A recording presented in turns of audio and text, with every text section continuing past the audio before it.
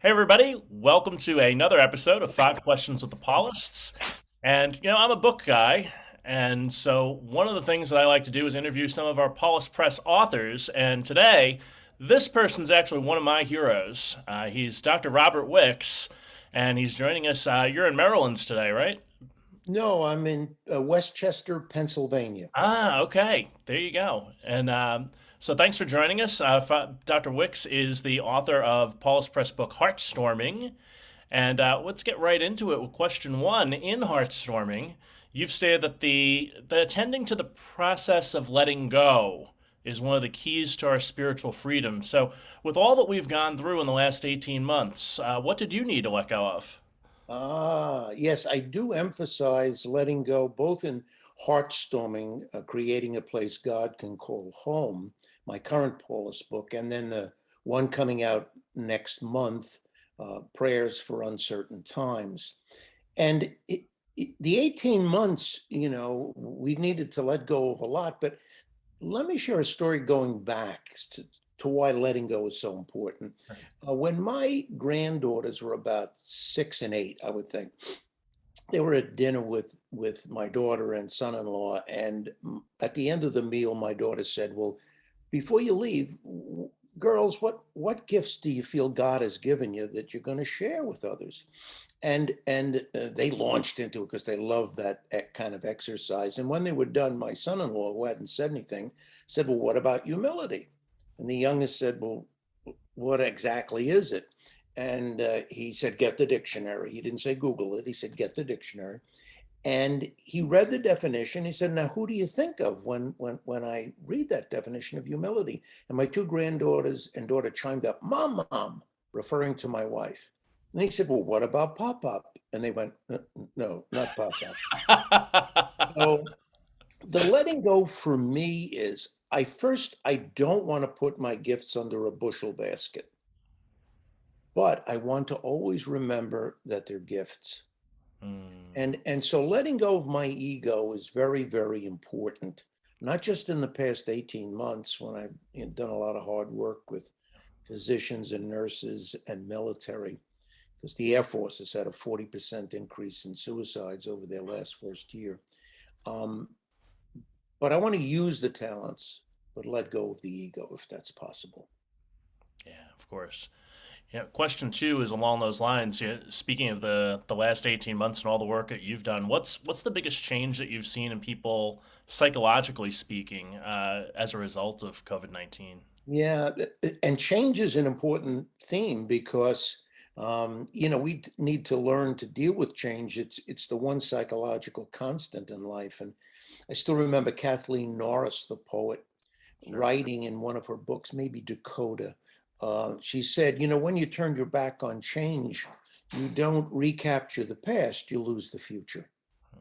So that I try to get people to develop new habits and new routines. A nurse came to me and she said, "Boy, I'm so emotional over this COVID." And I said, "Well, what do you do with the emotions?" She said, "Well, when I go to work, I cry in the car and then I calm down before I get into the hospital. And on the way home, I cry and I calm down in the driveway so I don't bring these emotions into the house." So she's learned a habit, and it was, fortuitous that she learned it. I tell people to focus on it. Habits are excellent because they help us continue to do things when we're feeling, just a mess. But they have to be re-examined. So that's the one of the biggest changes is people either examine them and change them, or they sit around waiting for the quote unquote new normal, and that's a waste of energy. Yeah, exactly. Yeah. All right. So question three. You work with a lot of people in helping professions. You've done so all your life. What's one thing that helpers should do to care for themselves that they don't do intuitively? Be aware of the principle of post-traumatic growth. And what that is it's growth that takes place, can take place, as a result of trauma or stress. In other words, the growth happens and wouldn't happen if the stress hadn't happened in the first place. But it takes two things. One, a sense of reality. You can't romanticize what you're facing. You can't do a spiritual romanticism. And on the other hand, you need to be open to where God is taking you. But to do that, you need a reflective period. When I was at Walter Reed Army Hospital at the break, one physician said, do you have a minute? I said, I do. He says, my whole life is going through my rear end. Can you help me? I said, well, can you be more specific?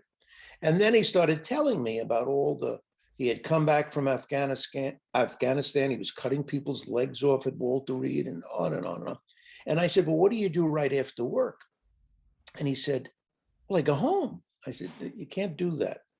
I said, you need to realize that when we go into a restaurant and go into the bathroom, there's a sign over the sink that often says, you need to wash your hands before you go back to work. We who work in the hospital need to wash our hands not only after, but before, so we don't contaminate ourselves and then contaminate others.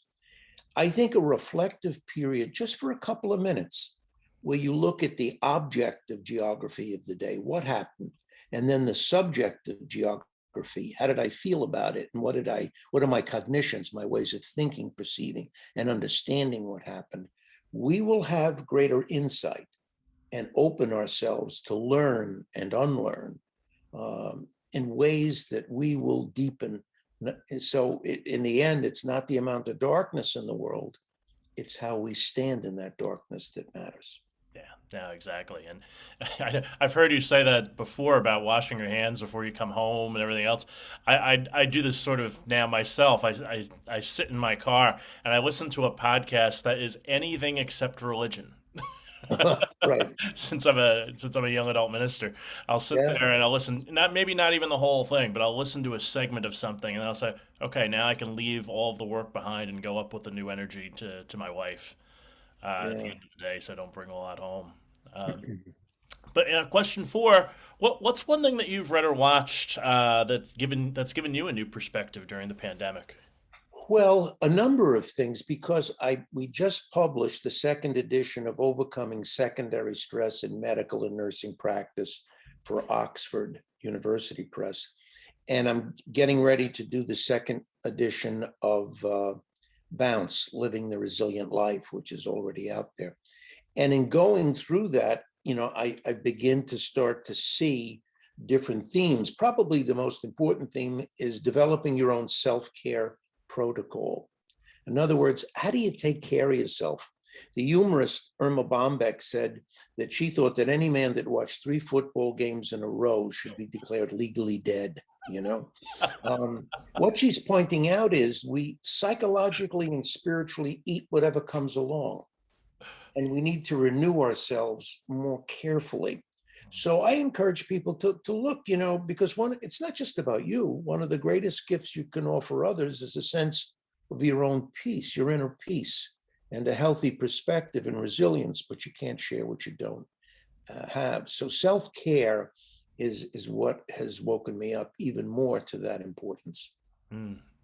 And then finally, question five. This is one that we've been asking most of our guests. Is you're on a desert island. We've given you the Bible already, so you have all of those books.